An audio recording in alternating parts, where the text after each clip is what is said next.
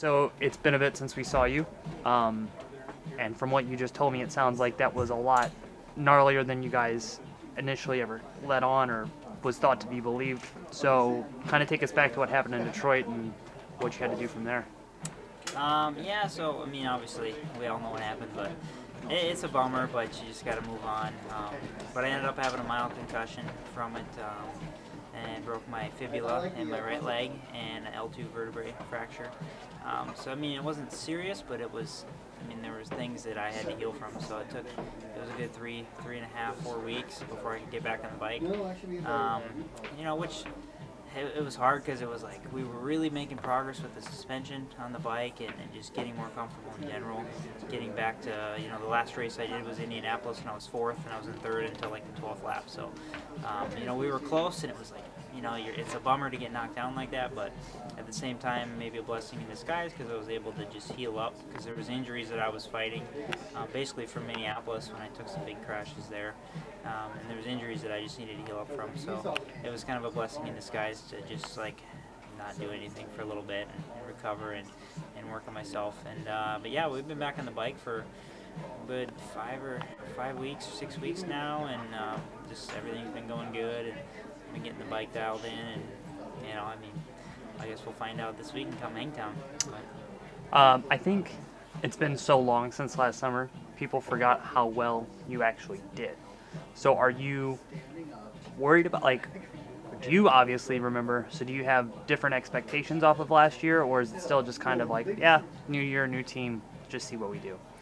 Yeah, I mean, I'd be lying if like at first, you know, the first couple weeks back on the bike, I was still nursing some injuries with my knee especially, and I took a little bit, and I was kind of like, man, you know, I don't know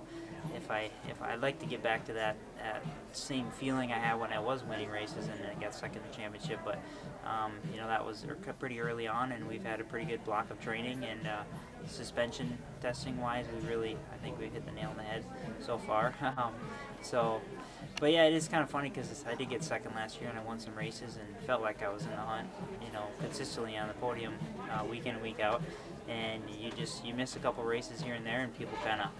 you know, forget your name or whatever. But that's just the way the sport goes, you know, you're only as good as your last race, and I haven't raced in 2 months, so that just kind of, it's the name of the game.